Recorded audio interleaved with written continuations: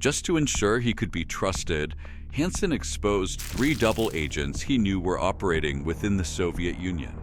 The exposed agents were swiftly arrested and executed. The incident rattled the FBI to its core. Now, they were aware that a traitor lurked among them, but they had no idea who it was. Hansen was so trusted within the FBI that he was selected to return to Washington, where he was assigned the task of identifying the mole. Ironically, this meant he was tasked with finding himself. If you enjoy spy and thriller stories, you will certainly appreciate this tale. But before we dive into the story, be sure to subscribe to the channel and remember to like the video. Robert Hansen, the most destructive spy in US history. If you asked someone on the street who Robert Hansen was, most people would have no idea. However, within the intelligence community, his name is synonymous with betrayal and espionage. For over 20 years, Robert Hansen led a double life, an unassuming FBI agent by day and a seller of America's secrets to the Soviet Union by night.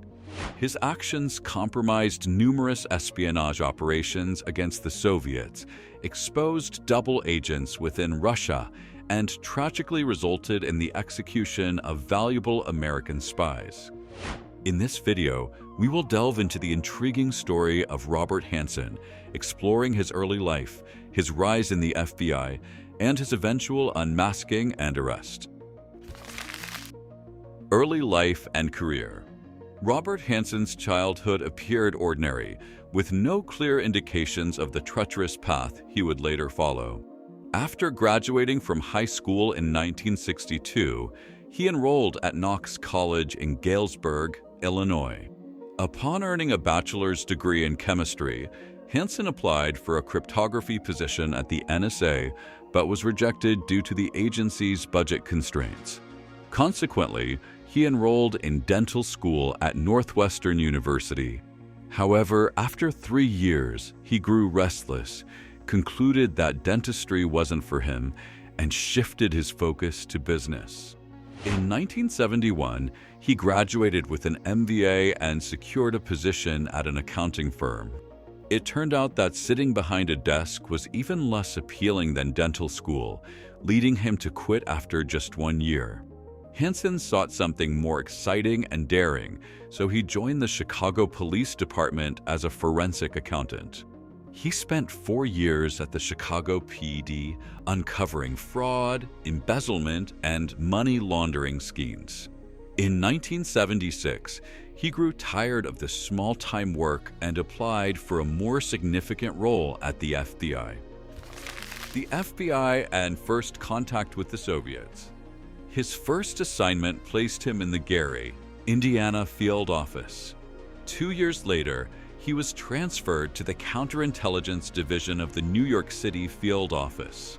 In this new role, he compiled a database of Soviet intelligence for the FBI. While reviewing intelligence reports from other spies, he experienced his first taste of the espionage lifestyle. The thrill, the excitement. This was what Hansen had sought his entire life. One day in 1979, Hansen mustered the courage to enter the New York City office of Amatory Trading Corporation, a Soviet trade organization known to be a front for espionage activities. A New York version of Rick's Cafe in Casablanca. There, he offered his services as a spy, supplying the Soviets with classified information, including the bugging of Russian embassies, surveillance operations, and the identities of secret agents working undercover within the Soviet Union. His most significant leak was the betrayal of Dmitry Polyamory, a CIA informant who provided vast amounts of information to U.S. intelligence, while ascending to the rank of general in the Soviet Army. For his services, the Russians rewarded Hansen with a substantial sum of $200,000 in cash and diamonds. Rise through FBI ranks. In 1981, Hansen's career truly took off when he was transferred to the FBI headquarters in Washington, D.C., moving his family to the nearby suburb of Vienna, Virginia. His new role within the FBI's budget office provided him access to a wealth of information regarding various FBI operations. Coincidentally, he was responsible for overseeing all activities related to wiretapping and electronic surveillance, which granted him access to a treasure trove of intelligence, such as surveillance techniques.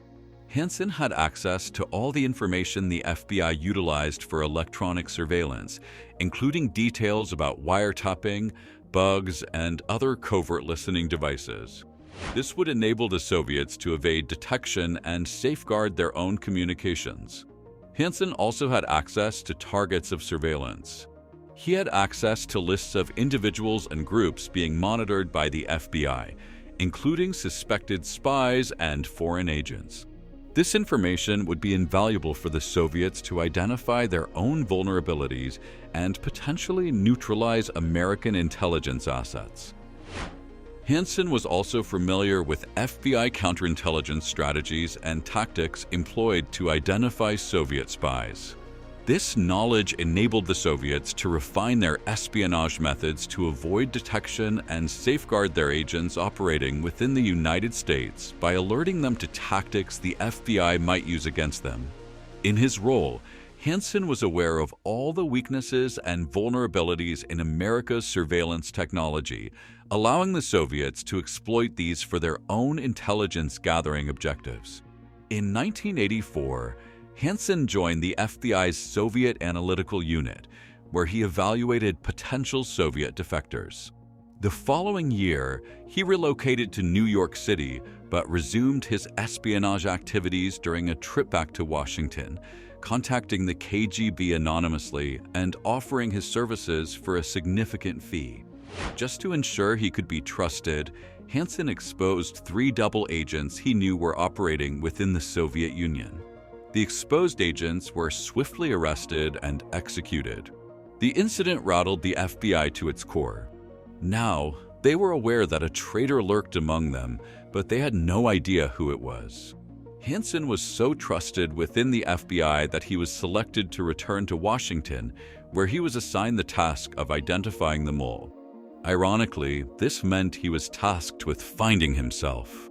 He cleverly utilized his new position to deflect suspicion away from himself. He subtly directed the investigation towards other potential suspects, casting doubt on their loyalty while maintaining his own facade of innocence. Hansen not only obstructed the investigation, but also provided the entire classified report to the KGB. This report contained sensitive information about the FBI's methods, vulnerabilities, and a list of all Soviets who had contacted the Bureau regarding potential moles. The collapse of the USSR. Hansen's espionage activities went unnoticed throughout the 1980s and into the early 1990s. He consistently supplied the Soviets with a trove of classified information, including insights into American surveillance techniques, counterintelligence operations, and the identities of U.S. intelligence assets operating undercover in the Soviet Union. However, the collapse of the Soviet Union in December 1991 abruptly ended Hansen's fun and games. The political upheaval and uncertainty surrounding the transition to the Russian Federation made Hansen cautious. Fearing exposure, he fell silent with his handlers and kept a low profile. Despite the temporary pause, Hansen's actions had already inflicted significant damage on U.S. national security interests. The information he provided had compromised numerous intelligence operations and endangered the lives of American agents. His betrayal would continue to haunt the intelligence community for years to come. After about a year of hiding, Hansen grew restless once more. In 1992, he took a bold and risky step by personally visiting the Russian embassy in an attempt to reconnect with his handlers. He approached a GRU officer in the embassy parking garage, using his code name Ramon Garcia and presenting himself as a disgruntled FBI agent willing to spy for them. However, the GRU officer didn't recognize either the code name or Hansen himself. Concerned about a potential trap, the officer left the scene. the Russians filed a formal complaint with the U.S. State Department, suspecting Hansen might be a triple agent, someone posing as a double agent for the Russians while actually working for the FBI. The FBI investigation into the incident stalled, and he was never identified as the man who approached the GRU officer. It was a close call, but it didn't deter him. Hansen was later caught when he hacked into a colleague's computer and fabricated a cover story to hide his tracks, which initiated an investigation that ultimately went nowhere. He then attempted to transfer to the newly established National Counterintelligence Center, which would have been a jackpot of information. However, when he was required to take a polygraph test for the position, he backed out. Unmasking the mole. Confronted with a series of security breaches and the loss of valuable assets, the FBI and CIA initiated a joint task force to identify the mole within their ranks. By 1998, the FBI's investigation into the leak, employing criminal profiling, had mistakenly zeroed in on Brian Kelly, a CIA operative. Kelly and his family faced intense scrutiny and harassment, even enduring a staged defection attempt orchestrated by the FBI. Despite their innocence, they remained under suspicion until Hansen's eventual arrest. A breakthrough emerged when the FBI acquired information from a former KGB agent for $7 million, which included an audio recording of a conversation with the unidentified mole. Agents recognized the voice, but couldn't place it until they heard a familiar phrase. A quote from George S. Patton's speech about the purple-pissing Japanese. One of the FBI agents recalled Hansen using that quote, and the case was blown wide open. To gather concrete evidence, Hansen was strategically promoted by the FBI and placed under surveillance. He was assigned an assistant, Eric O'Neill, who was actually an undercover agent. O'Neill convincingly played his role as assistant while simultaneously gathering incriminating evidence on Hansen. He discovered that Hansen was using a PDA to store all his secret meetings with the Russians. When the moment was right, he swiped the PDA and the FBI downloaded all the information. Hansen was becoming increasingly paranoid, suspecting he was under surveillance. He even inquired about a new job and expressed concerns that his car might be bugged. In his final letter to the Russians, he hinted at his suspicions, stating something had aroused the sleeping tiger. Despite his growing unease, Hansen made one last drop in Fox Stone Park. This act proved to be his downfall, as FBI agents were watching and ready to apprehend him. Upon his arrest, Hansen famously asked, "What took you so long?" Sentencing and death. Hansen was charged with espionage and conspiracy to commit espionage. Confronted with overwhelming evidence, including recovered classified documents, audio recordings, and financial records, he ultimately pleaded guilty to avoid the death penalty. On May 10, 2002, he was sentenced to 15 consecutive life sentences without the possibility of parole. Hansen was transferred to ADX Florence, a supermax prison in Colorado known for housing some of the most dangerous criminals in the United States. He was placed in solitary confinement, where he remained for the next 21 years. On June 5, 2023, Hansen's life of betrayal and deception reached its final chapter when he was found unresponsive in his prison cell. Despite efforts to revive him, he was pronounced dead. An autopsy later revealed that his death was due to colon cancer. If you enjoyed this video, please share your thoughts in the comments. Also, remember to subscribe to the channel and click the like button.